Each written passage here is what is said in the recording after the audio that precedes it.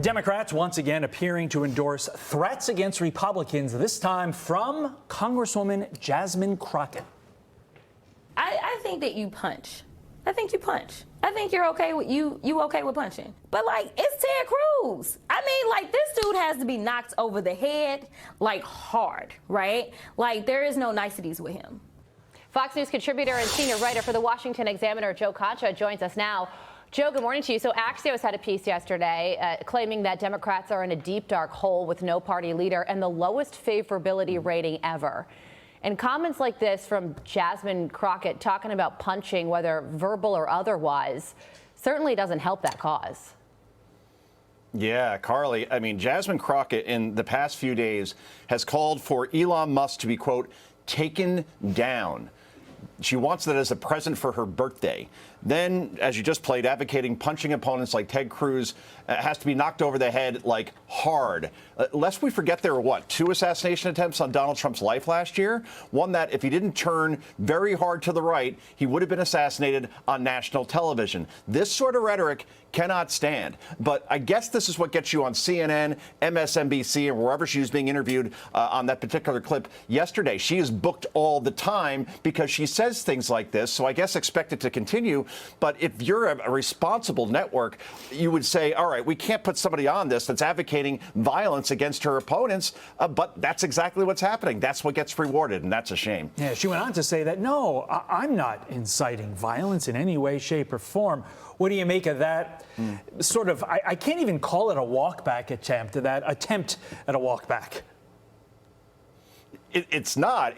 Look, it's a wink, wink, nod, nod that, yeah, of course I'm not advocating. Just like when Jimmy Kimmel said last week, like, please don't go out and vandalize Teslas, and kind of like smiles and gives a wink to the camera. That's all that is. This is exactly, she knows what she's doing. And when we saw that poll come out last week, which Democrat espouses Democrat values most, they asked Democratic voters, she came in 4th behind AOC and Bernie Sanders. So she's right up there as far as being front and center. And some Democratic voters like this stuff, the extreme ones anyway. And I guess that's her game plan to continue to appeal to the crazies.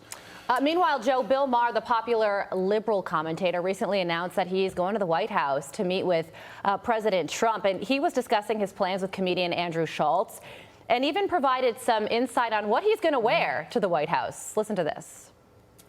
That's my model for meeting Trump. It's like, you know, be respectful, which he deserves. He won not one, but twice. Like, funny, my girl said to me, what are you going to wear? I said, I'm not going to dress like Zelensky.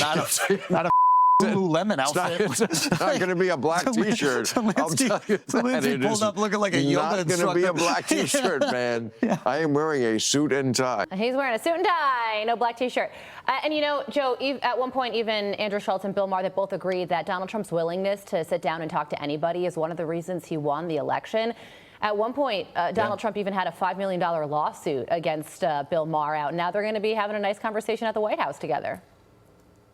Yeah, Carly, liberals are quite upset on social media that Bill Maher will be meeting with President Trump. But this is why his show makes news every week, why we usually play clips on it on Fox and Friends Weekend or on this show. It's interesting because he does talk to people like Trump, Bill Maher does, that he may not agree with. And Bill Maher has largely become the voice of reason on the Democratic side. He'll never vote Republican. He's shown he's clearly not a fan of President Trump's policies, but he respects the office and he's willing to have a conversation. And that is so much more than mostly everybody on the blue team, whether we're talking lawmakers or those in the media, can say about themselves. So, yeah, Bill Maher again in the news this week. He'll be at the White House. That's good for his brand, good for his show, and it's great that he listens. So, Bill Maher, the voice of reason, go figure. He had his staff come up with a list of all the times that Trump attacked him. That's going to be quite a list. I think he said it was 50 pages, 5 pages. 5 pages, but still.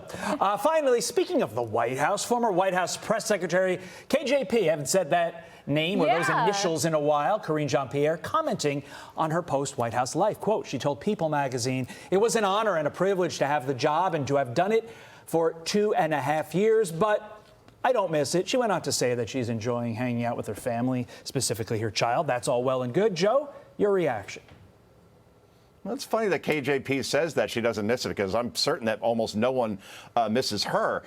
Look, except for Waters and Gutfeld, perhaps, just for the pure unintentional comedy that came out of those press briefings alone, not many people are pining for the KJP press briefing. But I will say this. She did have one of the hardest jobs you could possibly imagine, the job of defending the Biden presidency, knowingly lying to the American people by saying that his brain actually hadn't turned applesauce and that he had the stamina of an average college basketball player and the mental acuity of Stephen Hawking. So she had to go up there and say these things, probably knowing that they weren't true. But I'm surprised that The View hasn't signed her yet, Carly and Todd. I mean, what a perfect fit for that insane asylum on ABC.